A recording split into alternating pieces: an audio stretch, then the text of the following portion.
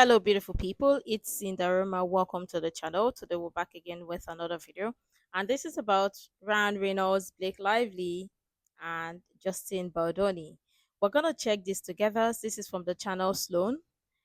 The title is Ryan Reynolds refuses to work with Blake Lively. Okay, we're gonna check it together, and I love your thoughts and your contribution in the comments below. Let's dive right in. Subpoena gate continues. This is going to be really a hiccup for Blake Lively and her team, I think. To be able to secretly get these documents without having to give anyone notice, that would be the process, and we attempt to take all allowable action under the law. With all of it ends with us and Deadpool drama, just all of the information about the two of them that's resurfaced. We now know that he likes to be the one in control, the one with all of the power. Ryan having some weird resentment towards Blake has been right in our faces all along. I don't know how to tell you this, but your husband hates you. Ryan Reynolds is refusing to be seen with Blake Lively in public. They're not going to be working together on any more projects, and if they're going to save their marriage, they've got to keep it low-key. Those are Ryan's rules to keep everything in line to try to save their reputation and careers. But Blake isn't backing down when it comes to Justin Baldoni, and now a shady lawsuit that was filed last year is starting to come to light, and it's making Blake look really bad. So let's get into it.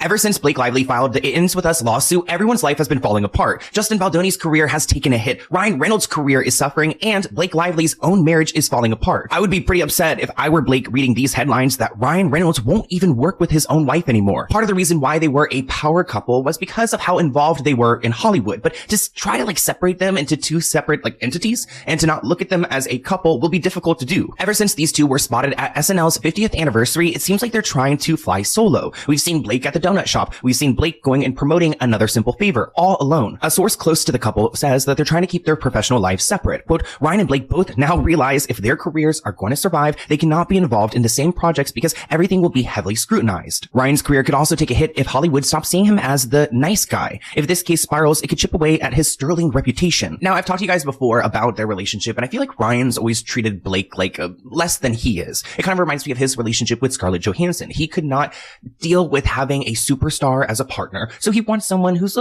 famous, but not as famous as he is, at least not as threatening. And the way that he has posted about her on social media, I would never forgive my husband. Looking back at these photos that Ryan posted of Blake, I'm not laughing anymore. Do you guys remember how for Blake's birthday or their wedding anniversary or anything like that, he would post not flattering photos of Blake or where she's kind of blurry? And at the time, we were all like, oh, ha ha ha, that's so funny, they're so silly together. But now with all of the It Ends With Us and Deadpool drama, just all of the information about the two of them that's resurfaced, I'm wondering if these were ever a joke at all, or if Ryan having some weird resentment towards Blake has been right in our faces all along, but we just thought he was joking. It almost seems like he secretly hates her. Him posting these photos of Blake makes me think of when women on TikTok post videos of their husband thinking that they're being super funny, and then everyone in the comments is like, I don't know how to tell you this, but your husband hates you. We now know that he likes to be the one in control, the one with all of the power. So is him posting these photos of her just a way to knock her down a peg? Like, hey, happy birthday, honey, here's a photo where you're blurry and out of focus while I am crystal clear and the center of attention. He's also done weird things online, like tagging her in this Instagram comment, and read the caption of this post. It's just weird. I don't know, maybe I'm Well.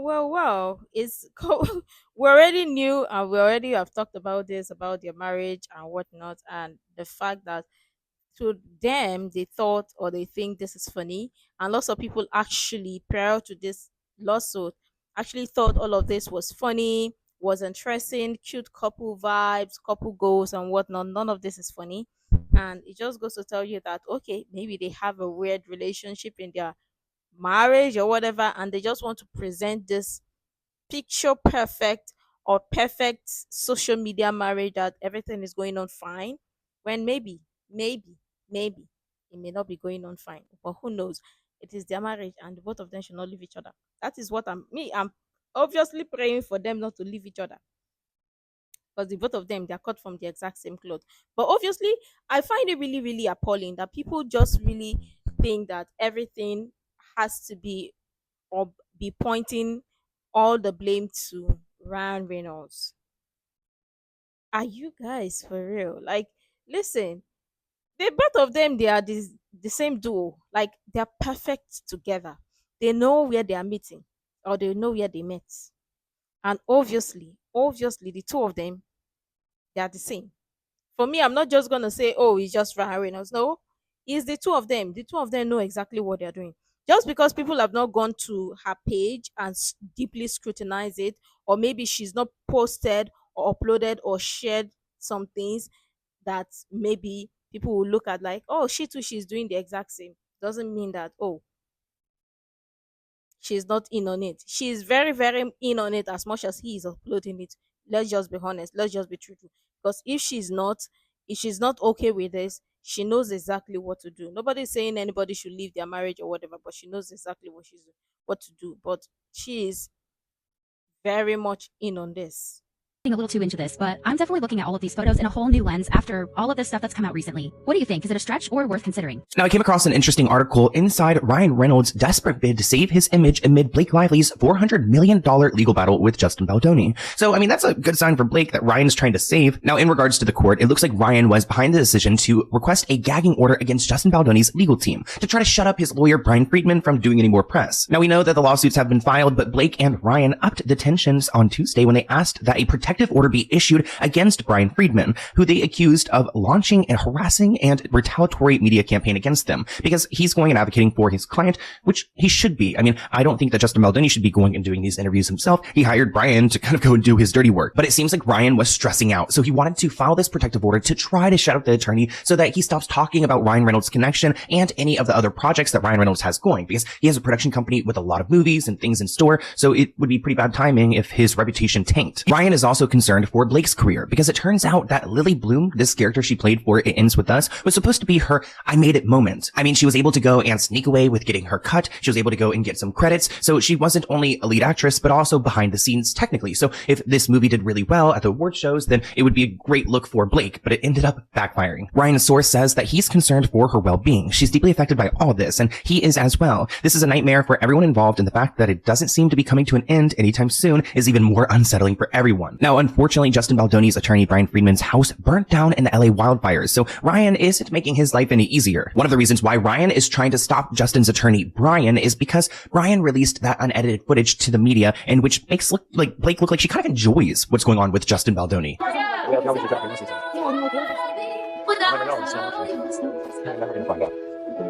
I mean, with clips like this, you cannot convince me that she wasn't into it.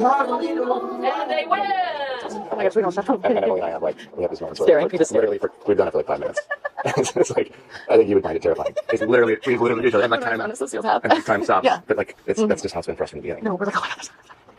A separate source told the Daily Mail that it was absurd to think that Justin Baldoni or Brian Friedman would be banned from talking about a case that they are a part of, stating that their gag order was dead in the water. You do have to keep in mind that we have several lawsuits going on here. We've got Blake's against Justin's, we've got Justin's against Blake's and the New York Times, suing them for defamation and launching a $400 million lawsuit, also accusing Blake of hijacking the film. Ryan was entered into the lawsuit when Justin accused him of swearing and berating him in an aggressive tirade at a meeting at their New York penthouse. He also claimed that Ryan tried to interfere with the movie script and force out the editors and composer that he had hired in favor for professionals that he had previously worked with. So we've got a lot of different allegations coming from many different directions. But I want to take it back to that unedited video footage that we got, because I found an interesting statement from an intimacy coordinator. Her name is Maya, and she told the Hollywood Reporter that she believes the video proves that Justin Baldoni did make Blake Lively uncomfortable. When asked what stood out to her about the scene, she said the first thing is that he is trying to kiss her, and they clearly haven't discussed that ahead of time, and she keeps pulling away and clearly doesn't want to do that. Which, okay, I'm not doubting Maya or what her intimacy coordinator background looks like, but how do you take that away from the video footage that we're all collectively watching together? Maya said that if an intimacy coordinator had been present, they would have stopped any kissing, and that Justin's alleged failure to communicate was pretty damning, both as an actor and a director. Blake Lively's legal team said that Justin and his lawyer may hope that this latest stunt will get ahead of the damaging evidence against him, but the video itself is damning. It almost sounds like... You know what's quite interesting? Sorry to cut him short or to pause here. Is the fact that from Justin Baldoni's timeline, we already saw that intimacy coordinator was provided. And obviously, from the clips that have been circulating, we can see who is taking the lead. And it is a female that is taking the lead. It is not a he, or it is not a male that is taking the lead. But obviously, people want to be like, well, let us say something in favor of the person that is supposed to be the big actor that once upon a time used to be the alum of a 2012 movie or series. Yeah. But you will see the truth. You know what is even alarming is the fact that you will see the truth. It's evident. I mean, in this Justin Baldoni's case or the timeline, it is proof, or it is telling you that some people can see the evidence, or some people can see visuals for themselves, but just because maybe their mind is somewhere, their mind have already left their body, it is telling them otherwise. They will now read another thing and say, oh, But look at this. What did you see there? Did you not see that it is a female or it is a she that is dragging a male or dragging a he? Did you not see that if an intimacy coordinator was provided? Anyways, an intimacy coordinator was provided. We saw the timeline. And according to somebody said they contacted the intimacy coordinator. So why were you the one holding or pulling somebody to hold you, to kiss you? How did you know that the man was the one that initiated the kiss or is trying to initiate the kiss? Were you there? Our intimacy coordinator, were you there? Were you there? Hmm? You were not there. You did not there. But all of a sudden, you can see. No way that we are seeing it that it was a she that is pulling him. We are blind, Abi, we cannot see clearly. Stop it. Stop it. Even you know the truth. But it's the fact that people just want to play pretend and be like, oh, all the blame should not be on the woman. It should be the man too, should take part of the blame too. So because he's a movie, the director and the lead actor, so he shouldn't take the lead, or maybe whatever. It's a problem. But if it was a female that was the female lead and actor or actress or director, there will be problem. You will now see women empowerment. Stop it. Stop it. Were you there? We can see for our for our with our clear eyes. Maya works for like Blake Lively's side, because why are they both using the word damning in their statement? I don't know if that's like I don't really use that word, so I don't know if that's a common phrase, but kind of interesting. I note those little things.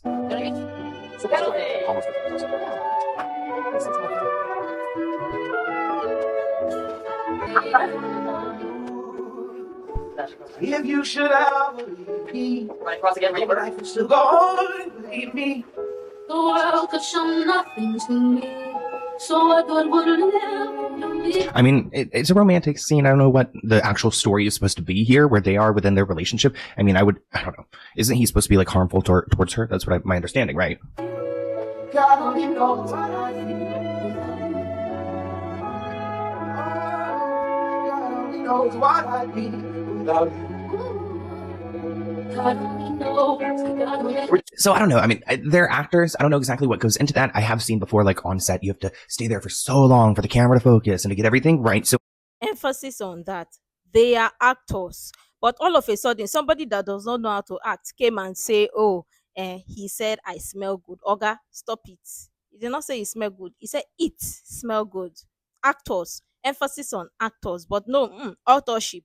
You're more concerned about the authorship and the sparkles on your shoe than acting or playing your character. Exactly what Sloan said.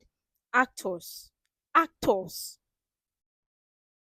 So I don't know. I mean, they're actors. I don't know exactly what goes into that. I have seen before, like on set, you have to stay there for so long for the camera to focus and to get everything right. So maybe there's something that has to do with that, but I want to hear what you guys think of that video footage in the comments below. Now, in a super recent article, it looks like the Daily Mail, which, you know, we do have to question sometimes their reporting, but they have this interesting headline: Blake Lively's super shady legal tactic that set off war with Justin Baldoni before he even had a clue. Now, what's fascinating about this case is that we do have a lot of information right now, but there's still a really big gap of information, like what happened before all of this, which will come out in discovery when everyone provides their evidence. A new bombshell just dropped as to how Blake Lively allegedly got the text messages that she used in her lawsuit against Justin Baldoni. Court records show that on September 27th of last year, a lawsuit was filed in Manhattan Supreme Court by a company called Van Zandt. This lawsuit accuses 10 Jane Does of harming Van Zandt's business without going into specifics as to what they did wrong. Van Zandt is owned by Blake Lively, and just 4 days after the filing, on October 1st, they issued a subpoena to Baldoni's ex-publicist, Stephanie Jones, and her company Jonesworks. Jones did not object to the subpoena and turned over all of her texts between Jennifer Abel, former staff, and Melissa Nathan. After the subpoena was issued on December 19th, Van Zandt then withdrew their lawsuit without any further action. That next day, December 20th, Blake Lively filed her California Civil Rights Department complaint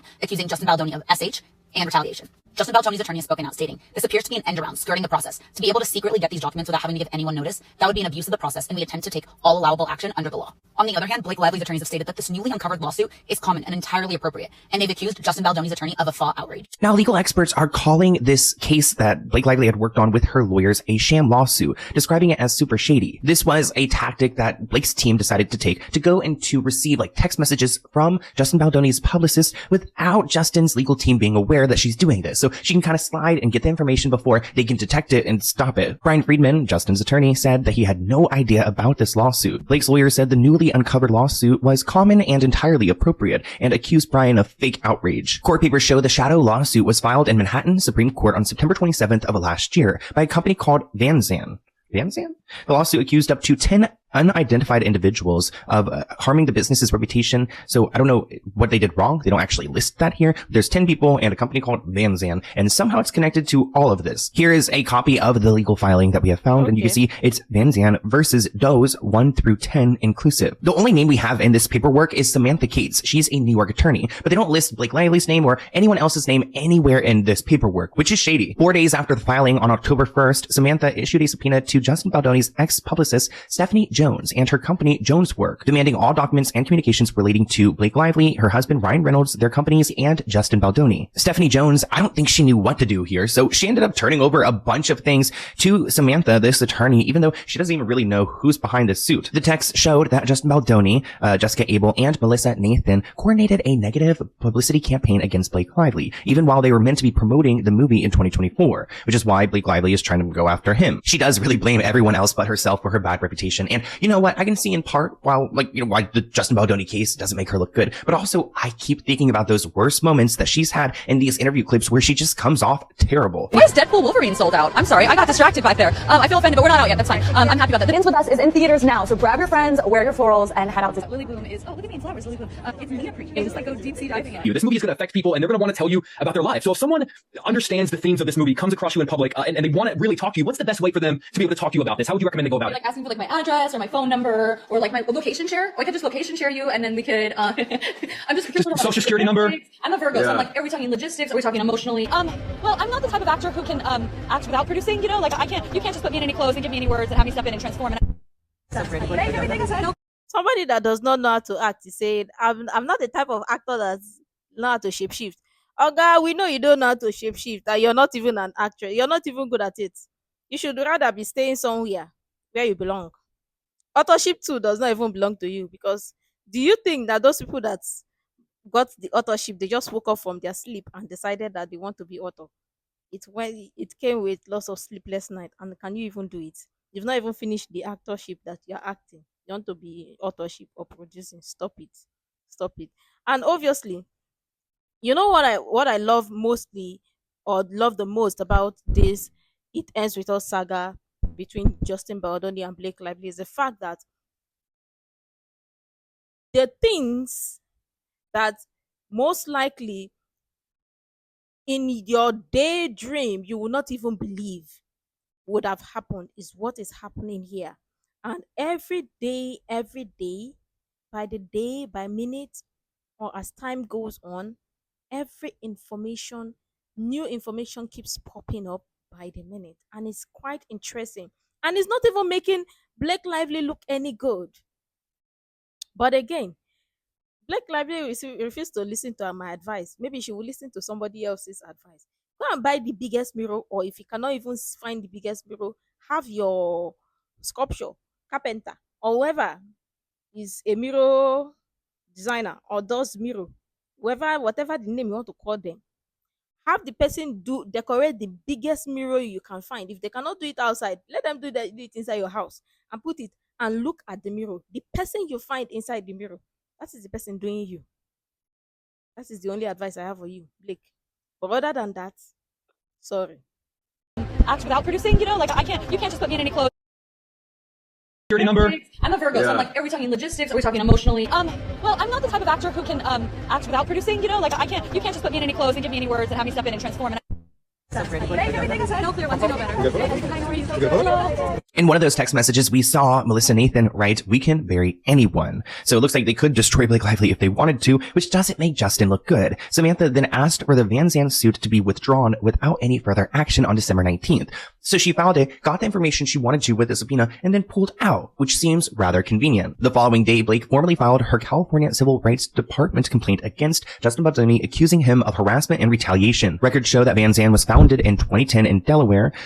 Every company in Delaware, they have, I mean, they're no shade to Delaware. Shout out to anyone who is from Delaware or anyone in Rehoboth Beach. I love Rehoboth Beach, but I grew up going there. But Delaware has interesting laws. I don't believe they have sales tax. So when you go to the store, you don't pay like sales tax, but they also have really crazy business laws. A lot of privacy is attached to them. So a lot of rich people will go there and file business there because you don't have to say who the business even like reports to. I mean, you can go there and I think you get good taxes too. So I don't know. Either way, companies in Delaware, I've always known they're a little bit shady just because you don't have to disclose anything. So we really don't know who Van Zandt is. Delaware is the best state to open up your LLC. They have no sales tax inside of the state of Delaware. Their annual fees for their LLCs are extremely minimal. And if you don't do any business inside of Delaware, you won't have any Delaware income tax either. So you get all of these benefits, but also it's extremely quick. You can file and get approval the same day or next day. Their filing system is extremely quick. And if a client decides to sue you, they have a court system specifically dedicated to business disputes. And that court system is extremely efficient and extremely business friendly. Delaware protects its business owners. And that's why more businesses are registered with Delaware than almost any other state when they're outside the state. But Van Zandt's record isn't completely clean because at one point, the firm later did business in California, requiring it to file in that state too, which shows that Blake is behind the company. A September 2023 California corporate filing lists Blake Reynolds, her married name, as the company's CEO, secretary, chief financial officer, and states the firm is in the entertainment industry. So it looks like it's her own personal LLC that she used to go and subpoena this information. Now this feels illegal, doesn't it? That they were able to go and bypass this current lawsuit that we are dealing with another one that had no names, and they were able to get this information and gather it for another suit. I don't know if it's illegal. It's at least super shady. Another lawyer chimed in and said it's also really rare to sue only Doe defendants. Remember, there was 1 through 10 Does that were listed. So this lawyer said it makes no sense to me. Subpoena gate continues. This is going to be really a hiccup for Blake Lively and her team, I think. Essentially, she found this mystery lawsuit tied to one of Blake Lively's companies. One of Blake Lively's companies, who knows, she has 5,000 Blake Brown's BB companies, filed a lawsuit late September against anonymous defendants, so we don't know yet who. I'm assuming that's where the subpoena came from, or came to Stephanie Jones. It has nothing to do with sexual harassment, I'm being told. Stephanie Jones then says, oh, here we go, I'm subpoenaed, handing over the text messages. Maybe she told her husband at WME, you may want to go tell Blakey over there to find a way to subpoena me because I need to give you guys some good shit that I have over here with all these text messages because we have to go and nail Jen Abel and that team. Find a way so that I can give you these legally. So there's this lawsuit that comes on over. She gets subpoenaed. She sends over all these text messages. Oh, but magically, this lawsuit that doesn't have anything to do with sexual harassment, has completely something else, gets pulled on December 19th. It's the day before the complaint gets filed. Those are the updates I have for you guys on Blake Lively, Ryan Reynolds, and Justin Baldoni. I want to hear what you guys think in the comments below. I do think that's really shady behavior, though I don't think that either of them are 100% innocent. You know what I mean? Like, there's something about Justin Baldoni that, like, I do feel like he's being taken advantage of in some ways, but I also think that there's gotta be something, right? I mean, I can't imagine Blake Lively starting all of this for nothing. But, you know, I'm going back and forth. I'm gonna wait until their day in court, and we're gonna be reporting on it then. But I want to hear what you guys think, and I'll see you in a new video soon. Bye, guys. Obviously, his closing statement, what he said there, lots of people still have that mindset and thought that, okay, there is something about Justin Baldoni that is shady, right? That people still can't place their hands or put their hands on. But for me, I'm just gonna say, like, he's had every opportunity for him to, like, fall off the scale or to maybe for the mask to fall off, but he still hasn't. At what point are you gonna break him before his mask is gonna fall off? We're still waiting for that. But obviously, Madam Blakey, you see exactly what we said. But I mean, we're gonna still say it. Everything is playing in Blake Lively's favor. It's favoring her so well, and it looks like maybe this is the perfect opportunity for her to utter something. Just like what this TikToker Elsie or Elsrich usually say. Maybe she can use this and maybe utter something. Since she really want to utter, she can use this to utter something and write a befitting story for herself, since she really want to be this so-called author. And who knows, it might also favor her and people might also want to take masterclass lessons from them. But again, I'm just gonna say it is working in Blakey's or Blake Lively's favor. You wanna know why? Because they did not think that people are gonna uncover or know or learn the truth, but they it so happened to be that they're so sloppy. And even if they try to be careful, they were not careful enough. Anything hidden under the sun or whatever done in the dark is definitely gonna be revealed soon and end the day. But let me know what your thoughts are in the comments below. Make sure to like, comment, share, subscribe, and all that stuff. And until next time, see you in the next video.